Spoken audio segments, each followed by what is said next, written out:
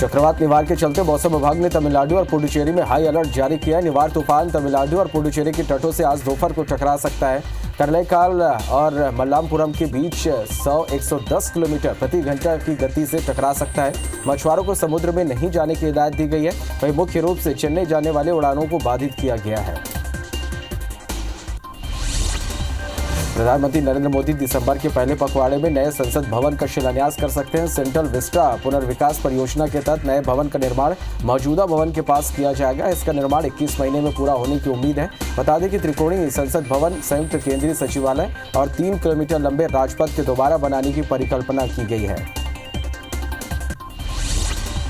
कांग्रेस को नए अध्यक्ष के चुनाव के लिए अभी और इंतजार करना होगा। कांग्रेस की केंद्रीय चुनाव समिति अभी तक मतदाता सूची तैयार करने की प्रक्रिया भी पूरी नहीं कर पाई है। कांग्रेस की केंद्रीय चुनाव समिति की मंगलवार को बैठक हुई। मधुसूदन मिस्त्री की अध्यक्षता में हुई बैठक में एआईसीसी सदस्यों और प्रतिनिधियों की अंतिम सूची को 1 महीने में अंतिम रूप देने की बात कही गई। योगी कैबिनेट ने मंगलवार को लव जिहाद के खिलाफ अध्यादेश पास कर दिया। अध्यादेश में धोखे से धर्म बदलवाने पर 10 साल तक की सजा हो सकती है। वहीं सिर्फ शादी के लिए किया गया धर्म परिवर्तन मान्य नहीं होगा।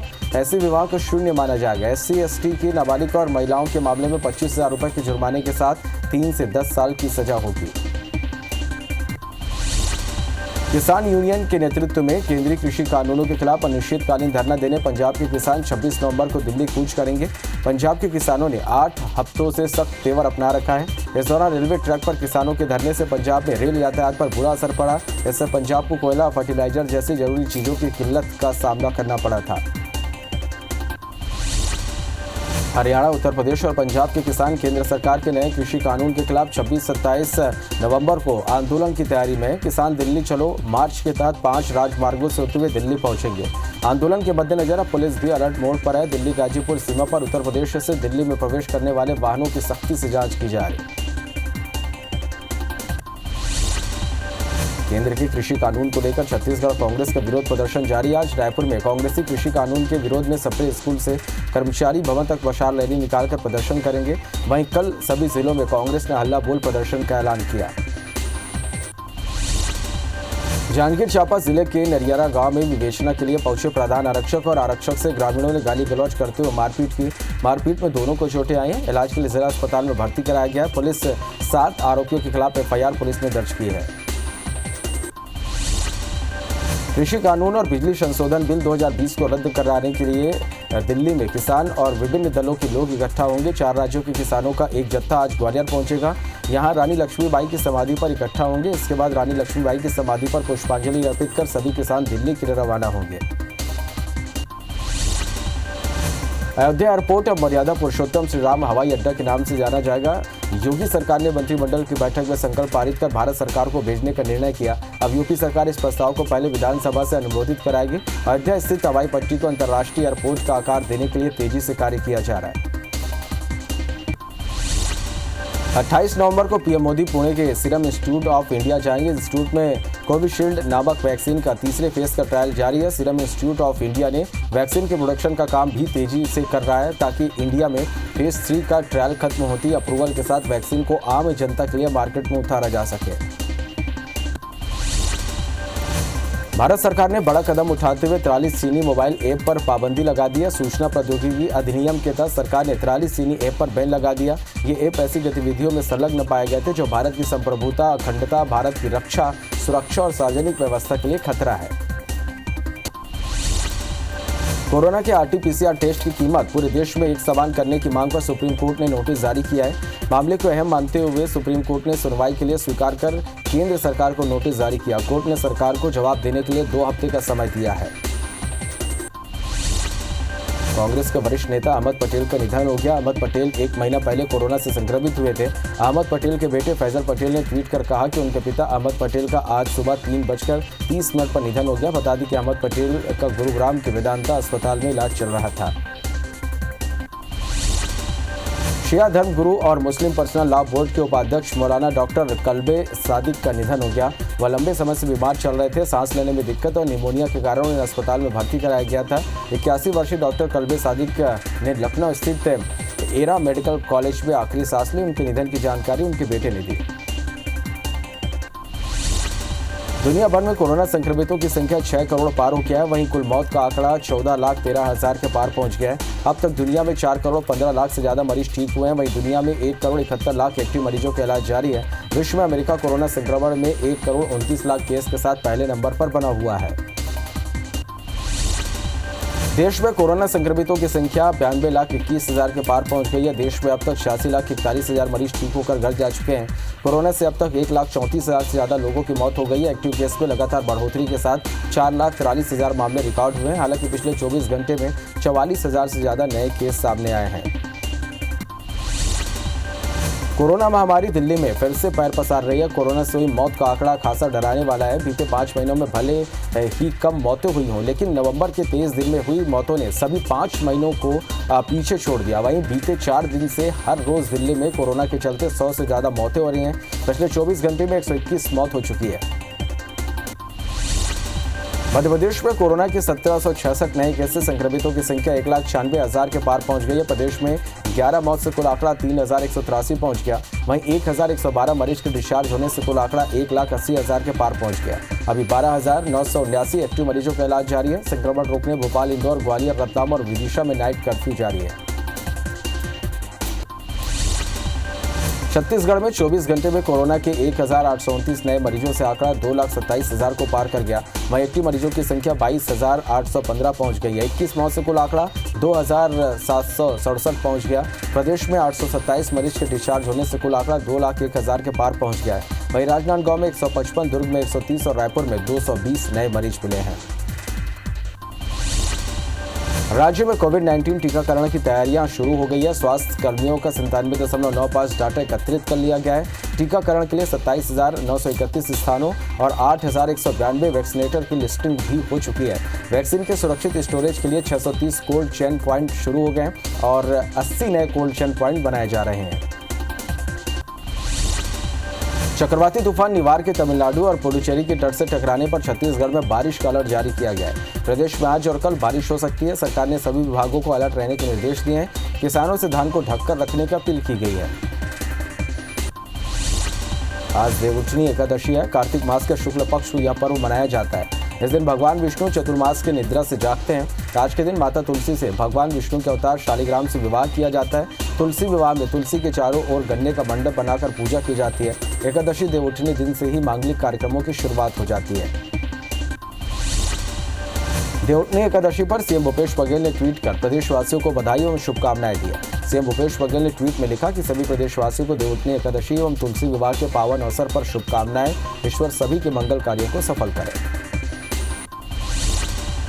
इधर मध्य प्रदेश के सीएम शिवराज सिंह ने ट्वीट कर देवउठनी एकादशी की बधाई दी। सीएम शिवराज ने ट्वीट में लिखा कि ओम नमो भगवते वासुदेवाय। भगवान विष्णु के चरणों में प्रणाम और यही प्रार्थना है कि हर घर धन धान्य खुशहाली और शुभत्व से समृद्ध हो। प्रदेश और देश कोरोना से पूर्णतः मुक्त हो। चहुओर सकारात्मक ऊर्जा की बयार बहे। सब सुखी और आनंदित रहे, यही कामना है। मध्य प्रदेश विधानसभा का शीतकालीन सत्र 28 दिसंबर से शुरू होगा। राज्यपाल आनंदीबेन पटेल ने आदेश जारी कर दिया है। नए विधायकों को शपथ दिलाने के साथ अध्यक्ष और उपाध्यक्ष का चुनाव संपन्न होगा। वरिष्ठ कांग्रेस नेता अहमद पटेल के निधन पर पूर्व सीएम कमलनाथ ने ट्वीट कर दुख जताया। ट्वीट में लिखा, मेरे बेहद करीबी मित्र वर्षों के साथी अहमद पटेल का निधन मेरे लिए बेहद व्यक्तिगत क्षति है जो सदैव अपूरणीय है। परिवार के प्रति मेरी शोक संवेदनाएं। ईश्वर इन्हें अपने श्री चरणों में स्थान दे। आगर से कांग्रेस विधायक विपिन वानखेड़े पर एफआईआर को लेकर पूर्व सीएम कमलनाथ ने सरकार को घेरा है। कमलनाथ ने लिखा कि लोगों और किसानों पर भारी भरकम बिजली बिलों की मार पड़ रही है। हमारे नेता यदि इसके खिलाफ कुछ बोलते हैं तो उन पर झूठे मुकदमे दर्ज करवा रहे हैं। जनप्रतिनिधियों से अपराधी की तरह व्यवहार पर कांग्रेस चुप नहीं बैठेगी। सीएम शिवराज मंगलवार को बांधवगढ़ टाइगर रिजर्व पहुंचे, जहां उन्होंने कोरोना वन विभाग की पहली समीक्षा बैठक ली और बाघों की मौत को लेकर चिंता जाहिर करते हुए जांच की बात कही। सीएम ने बताया, जनजातीय समुदाय को पर्यटन उद्योग से जोड़कर उनकी आय आजीविका बढ़ाने का रोड मैप तैयार किया जा चुका है। आज जनजातीय समारोह में सीएम इससे संबंधित नई योजनाओं का ऐलान करेंगे।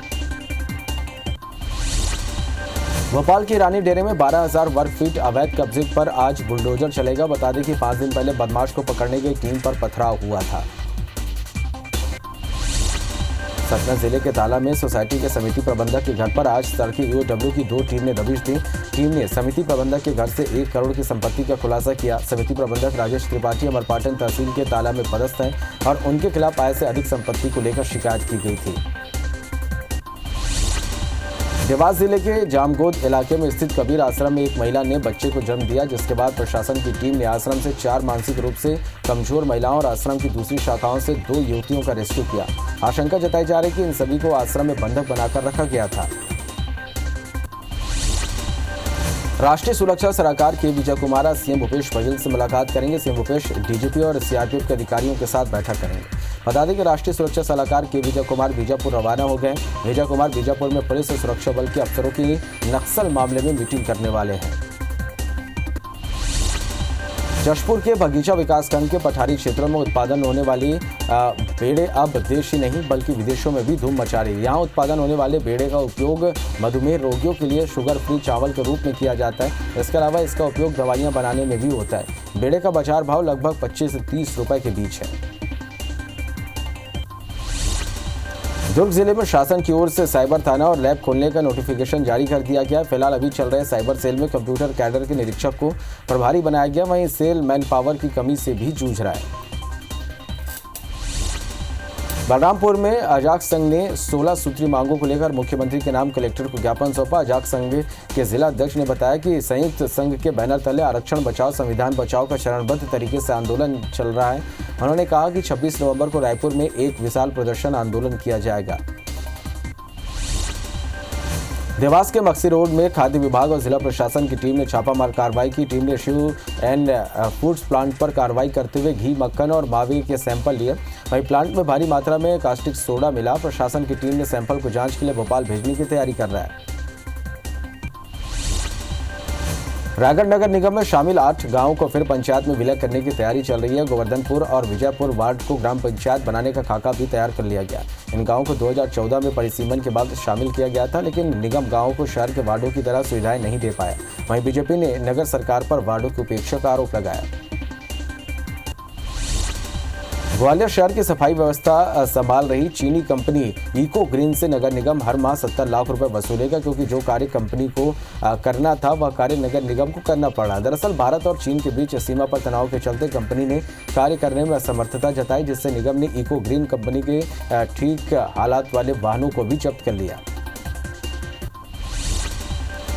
राजभवन में राज्यपाल अनुसुईया उइके से दंतेवाड़ा जिले के नीट अभ्यर्थियों की मुलाकात हुई और उनसे नीट के द्वितीय चरण की काउंसलिंग में रजिस्ट्रेशन और त्रुटि में सुधार कराने का आग्रह किया। इस पर राज्यपाल ने इस संबंध में स्वास्थ्य विभाग के अपर मुख्य सचिव रेणु पिल्ले से चर्चा की और विद्यार्थियों को यथासंभव मदद करने का आश्वासन दिया। सीहोर में वन विकास निगम के अध्यक्ष गुरु प्रसाद शर्मा पर बदमाशों ने गोली चला दी। घर के बाहर हुए हमले में वन विकास निगम के अध्यक्ष बाल बाल बचे। फायरिंग की वारदात सीसीटीवी में कैद हो गई। वहीं घटना के बाद लोगों ने आरोपी युवक को पकड़कर पिटाई भी कर दी। सीहोर में वन विकास निगम के अध्यक्ष पर गोली चलाने वाले आरोपी की पिटाई कर दी गई। आरोपी युवक ने अध्यक्ष गुरुचरण शर्मा पर गोली चलाई, जिसके बाद लोगों ने आरोपी को पकड़कर पिटाई कर दी। फायरिंग में अध्यक्ष गुरुचरण शर्मा बाल बाल बचे। जबलपुर में बीएड के छात्रों ने रानी दुर्गावती विश्वविद्यालय के गेट के सामने प्रदर्शन कर जमकर नारेबाजी की। विश्वविद्यालय से बीएड कर रहे कुछ छात्र परीक्षा में पास नहीं हो सके, जिससे नाराज होकर विश्वविद्यालय के बाहर धरने पर बैठ गए और परीक्षा व्यवस्था को सुधारने की मांग करने लगे। आगर के विधायक विपिन वानखेड़े का भीड़ के साथ थाने में घुसकर थाना प्रभारी के साथ तीखी नोकझोंक के कई वीडियो सोशल मीडिया पर वायरल हो रहे हैं। कोई इसे विधायक की दादागिरी बता रहा है तो कोई कह रहा है कि विधायक हो तो ऐसा जो कार्यकर्ताओं के लिए लड़े। ग्वालियर व्यापार मेला और तानसेन समारोह पर कोरोना वायरस का खतरा मंडराने लगा है। ग्वालियर व्यापार मेला का आयोजन दिसंबर में होना है, लेकिन अब तक इसकी प्रक्रिया शुरू नहीं हुई। इधर मेला और तानसेन समारोह पर फैसला लेने का अधिकार शासन ने जिला प्रशासन पर छोड़ दिया। ऐसे में प्रशासन पशुपेश में है। राजनांदगांव शहर में बिना मास्क लगाए घूमने वालों के लिए प्रशासन ने अनोखा अभियान चलाया, जिसके तहत बिना मास्क लगाए घूमने वालों को रोककर मोबाइल वैन के जरिए उनके उसी स्थान पर कोरोना की जांच की जा रही है। साथ ही प्रशासन लगातार लोगों से कोरोना की गाइडलाइन का पालन करने की अपील कर रहा है। अंबिकापुर जिले में कोरोना के खिलाफ जंग लड़ रहे डॉक्टरों को पोषण आहार भी नसीब नहीं हो पा रहा है। मरीजों को दिया जा रहा खाना ही उन्हें नसीब हो पा रहा है। मेडिकल कॉलेज प्रबंधन ने 230 रुपये प्रति थाली के खाने का प्रस्ताव शासन को भेजा है ताकि स्टाफ को अच्छा खाना मिल सके। जगदलपुर एयरपोर्ट में कोरोना जांच की व्यवस्था की गई है। जांच व्यवस्था के बाद पहले दिन की 6 यात्रियों की कोरोना रिपोर्ट पॉजिटिव आई। वहीं एयरपोर्ट पर काम कर रहे 7 सफाई कर्मी भी संक्रमित पाए गए। हालांकि इससे फ्लाइट की गतिविधियां प्रभावित नहीं हुई। मध्य प्रदेश के ग्वालियर चंबल संभाग का सबसे बड़ा इंडोर स्टेडियम इन दिनों कबाड़ के रूप में तब्दील हो गया। इस स्टेडियम का 38 लाख रुपए की राशि खर्च कर इसे बनवाया गया था, लेकिन अब इंडोर स्टेडियम जर्जर हालात में पहुंच चुका है। सीलिंग गिर चुकी है, तो वहीं स्टेडियम को लकड़ी की टाल के रूप में तब्दील कर दिया गया था। अंबिकापुर मेडिकल कॉलेज अस्पताल में एक बार फिर प्रबंधन की लापरवाही का मामला सामने आया, जहां ऑक्सीजन सिलेंडर की कमी के कारण एक मरीज की मौत हो गई। इसके बाद परिजनों ने अस्पताल में जमकर हंगामा मचाया और दोषियों के खिलाफ कार्रवाई की मांग की। करीब 5 घंटे की मशक्कत के बाद पुलिस ने हस्तक्षेप से मामला शांत हो सका। कबीरधाम जिले के चिल्फी थाना इलाके में चलती गाड़ी में अचानक आग लग गई, जिससे वाहन धीरे धीरे जलकर खाक हो गए। वहीं समय रहते वाहन में बैठे लोगों ने उतरकर अपनी जान बचाई। गनीमत रही कि कोई बड़ा हादसा नहीं हुआ। महू पंजीयक कार्यालय का एसडीएम अभिलाष मिश्रा ने औचक निरीक्षण किया। इस दौरान एसडीएम ने कई संदिग्ध दस्तावेज और दराज में रखे 25,000 रुपए जब्त किए। साथ ही कोरोना गाइडलाइन का उल्लंघन करने पर 2 सर्विस प्रोवाइडरों पर जुर्माना लगाया और एक अन्य प्रोवाइडर के यहां से भू ऋण पुस्तिकार राजस्व न्यायालय में चल रहे प्रकरणों के मूल दस्तावेज जब्त किए। जशपुर जिले में कोरोना के मामले लगातार बढ़ते जा रहे हैं। कांसाबेल थाने के 20 पुलिसकर्मी संक्रमित पाए गए, जिसमें एसपी के निर्देश पर थाने को सील कर दिया गया। अब 1 सप्ताह तक कांसाबेल थाने का कामकाज फरसा बाहर थाने में किया जाएगा। मुरैना के पहाड़गढ़ थाना इलाके में हथियारबंद बदमाशों द्वारा 26 बकरियों के लूट का मामला सामने आया है। पुलिस ने चरवाहों की शिकायत पर अज्ञात आरोपी के खिलाफ मामला दर्ज कर लिया है। बताया जा रहा है कि हथियारबंद बदमाश गुर्जर गिरोह के सदस्य थे जो बकरियों को जबरदस्ती ले गए। वहीं पुलिस आरोपी की तलाश में जुट गई है। उज्जैन के महाकाल मंदिर इलाके में मोबाइल चोर गिरोह सक्रिय हो गया। चोर गिरोह के सदस्य श्रद्धालुओं की जेब से मोबाइल निकालकर घटना को अंजाम दे रहे हैं। वहीं घटना सीसीटीवी फुटेज में कैद हो गई, जो अब सोशल मीडिया में वायरल हो रहा है। इंदौर के शिप्रा पुलिस ने टोल नाके पर 200 का नकली नोट चलाने की सूचना पर 5 लोगों को गिरफ्तार किया। आरोपी हरियाणा के रहने वाले हैं, जिनके कब्जे से एक कार और 12,000 के नकली नोट पुलिस ने जब्त किए। शिप्रा पुलिस सभी आरोपियों से पूछताछ कर रही है। कटनी स्टेशन पर एक दिवसीय धरना प्रदर्शन का आयोजन किया गया। WCRMS की समस्या को लेकर कर्मचारियों ने क्रमिक अनशन किया। कर्मचारियों ने महंगाई भत्ते की रोकी गई किस्त को जल्द जारी करने और निजीकरण का विरोध किया। वहीं नाइट ड्यूटी पर 43,600 रुपए की लगाई गई सीलिंग को हटाए जाने की मांग की। कटनी के इंदिरा नगर के समीप 2 ट्रक धान जब्त किया गया। बताया जा रहा है कि दोनों ट्रक उत्तर प्रदेश की है, जिसमें 650 बोरी धान कौवा करछना इलाहाबाद से आई थी और दूसरे ट्रक में 700 बोरी धान माधव नगर से आई हुई थी, जिसे गुप्ता वेयर हाउस के सामने से जब्त किया गया। भोपाल में सब्जियों का न्यूनतम समर्थन मूल्य तय होगा। सीएम शिवराज ने 2 दिन के भीतर रिपोर्ट मांगी है। किसानों के दिन रात मेहनत के बाद भी सही दाम नहीं मिल रहा। बिचौलिया मुनाफा कमा रहे। ऐसे में सीएम ने अफसरों को समर्थन मूल्य तय करने के लिए दूसरे राज्यों का अध्ययन और औचक निरीक्षण की जरूरत बताई। इंदौर के कनाडिया थाने क्षेत्र में भूरी टेकरी की मल्टी में अर्धनग्न अवस्था में एक महिला की खून से लथपथ लाश मिली। सूचना मिलते पुलिस ने मौके पर पहुंचकर घटनास्थल का मुआयना किया। महिला की पहचान अब तक नहीं है। फिलहाल पुलिस इसको हत्या का मामला मानकर जांच शुरू कर दी है।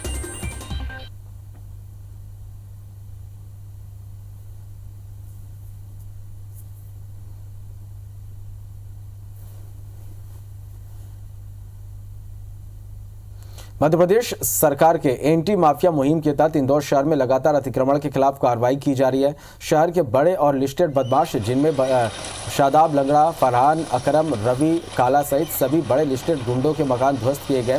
फिलहाल 15 और गुंडों की लिस्ट बनी है, जिस पर कार्रवाई होगी।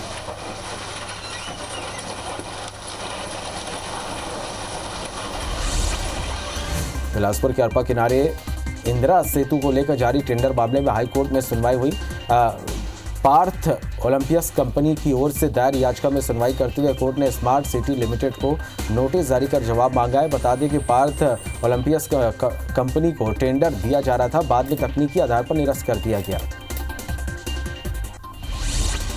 जगदलपुर अंजुमन इस्लामिया द्वारा वक्फ बोर्ड की जमीन निजी लोगों को बेचने के मामले में हाईकोर्ट ने राज्य वक्फ बोर्ड के सीईओ को अवमानना नोटिस जारी कर जवाब तलब किया। बता दें कि हाईकोर्ट के आदेश का पालन न होने पर एडवोकेट वरुण शर्मा के माध्यम से अवमानना याचिका लगाई गई थी।